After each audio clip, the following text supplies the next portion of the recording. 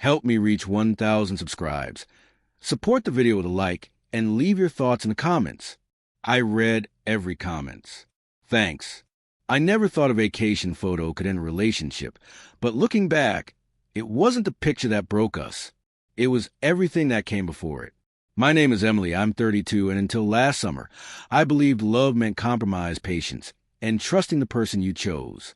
I didn't realize how easily trust turns into control when fear disguises itself as concern. I met Daniel 4 years ago at a co-worker's engagement party. He was calm, steady, the kind of man who listened more than he talked. That felt safe to me. After a few messy relationships, safe sounded perfect. We moved in together after a year, and for a while, life felt balanced. Weekend brunches, shared bills, movie nights on the couch. Nothing flashy, but solid. My best friend Mark had been in my life long before Daniel. We met in college, survived bad exams, worse breakups, and years of late-night talks. There was never anything romantic between us, not even close. Mark was family in the way time turns people into constants. Daniel knew about him from the beginning. At first, he said it didn't bother him. He even joked about how Mark looked like someone who lived at the gym. The shift was subtle. Daniel started asking more questions whenever Mark's name came up. What did you talk about? How long were you together? Why didn't you text me back right away? I told myself it was normal. Couples check in. Couples care. When Daniel said it made him uncomfortable that my closest friend was a guy, I reassured him. I cut back on hanging out one-on-one with Mark, not because Daniel asked me to, but because it felt easier than arguing. The trip had been planned months in advance. A group vacation to Cabo with friends from work and a few people Mark knew. Sun, ocean, a break from routine. Daniel wasn't able to come because of a project deadline, and at first, he said he was fine with it. 2 weeks before the flight, his tone changed. He asked if Mark was going. When I said yes, he went quiet. Later that night, he told me he didn't feel respected. He said going on a beach trip with my male best friend crossed a line. I tried to explain. It wasn't a romantic getaway. There were 8 of us, separate rooms, shared schedules. But Daniel didn't want explanations. He gave me an ultimatum wrapped in calm words. If you go on this trip with him, don't expect things to be the same when you come back. He said it wasn't a threat. He said it was a boundary. I barely slept that night. Part of me felt guilty, like I was choosing wrong no matter what I did. Another part of me felt angry. I hadn't cheated. I hadn't lied. I was being asked to cancel plans, disappoint friends, and prove loyalty over a situation that existed only in his head. In the morning, I told Daniel I was still going. His face hardened in a way I hadn't seen before. He nodded slowly and said, "Do whatever you want." Cabo was beautiful in that effortless way places are when you're far from responsibility. The ocean was impossibly blue. The air smelled like salt and sunscreen. For the first day, I checked my phone constantly. Daniel's replies were short, distant. By the second day, I stopped trying so hard. I laughed more. I slept better. Mark was the same as always, protective without being possessive, teasing without crossing lines. On the third day, we spent the afternoon on the beach. Someone suggested photos. Nothing staged, just candid shots. I wore a simple black bikini, nothing revealing beyond what any beach required. Mark snapped a picture of me laughing, hair messy from the wind, sun on my skin. I liked how relaxed I looked. Without thinking too much about it, I posted it on Instagram. The notification came less than a minute later. A message from Daniel. "Who took that photo?" My stomach dropped. I stared at the screen, suddenly aware that the distance between us wasn't measured in miles anymore. It was something heavier, something I wasn't sure we could cross back from. I told myself it was just tension, that we'd talk it out when I got home, that love was resilient.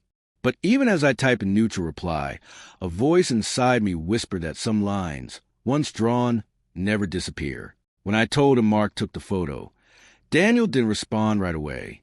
Minutes passed, then hours.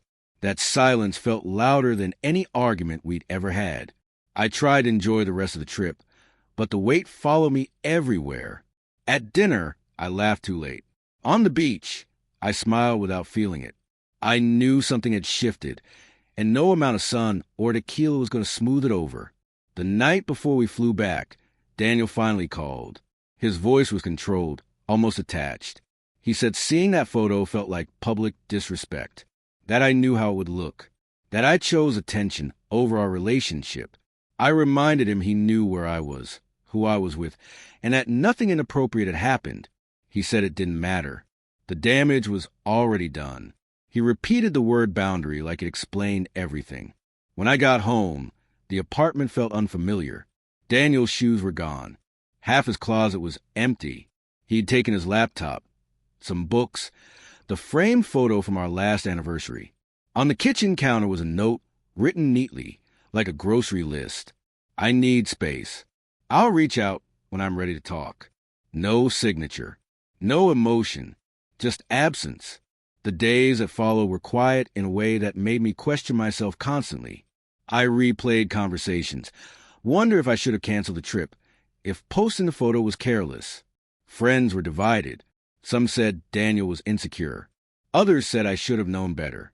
Mark didn't say much. He just listened, reminded me I hadn't done anything wrong, and gave me space when I needed it.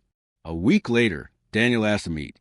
We sat across from each other at a small cafe, like strangers trying to remember why they ever chose each other. He told me he felt humiliated, that people would assume things, that a man shouldn't have to compete with another man for his partner's loyalty. I told him I never asked him to compete. That trust isn't something you demand. It's something you practice. He said, maybe we just had different definitions of respect. That was when I realized the argument wasn't about a trip or a photo or even Mark. It was about control, about needing to feel secure by limiting someone else's world. Daniel wanted reassurance that came in the form of obedience. I wanted partnership that allowed freedom without fear. Those two things don't coexist. We didn't yell. There were no dramatic accusations. He said he couldn't be with someone who made him feel replaceable.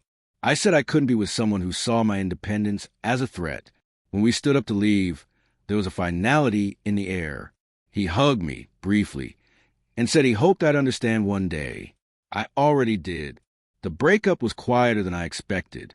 No social media posts. No drawn-out messages. Just a slow process of separating lives that once fit neatly together. Daniel moved his remaining things out. I rearranged the apartment. The silence felt different this time.